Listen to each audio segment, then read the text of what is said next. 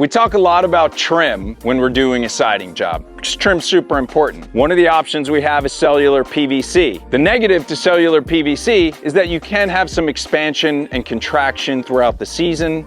We're in the Northeast. We can see 60-degree temperature swings in a matter of days. To stop expansion and contraction at this meeting point specifically, we build your window trim on the table using pocket screws.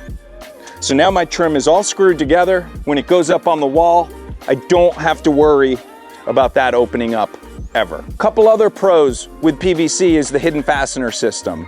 Once this is ready to go up on the wall, it will get screwed into the wall, and then we put a little plug in there that would get tamped in, so you have basically a hidden fastener. Bad PVC installs, we see guys finish nail the hell out of it, and then a year later, you probably see some rust pouring out of those holes. Terrible way to do it. Some of the pros to PVC is that you're never gonna have to paint it. It is waterproof, rot-proof, termite-proof, carpenter bee-proof. Make sure that the PVC brand you use comes with some sort of protective layer on it. So while we're working, we're not scratching and dinging your product. Once we put this on the wall, we can peel off our protective layer, and we have a nice clean finish on all our PVC.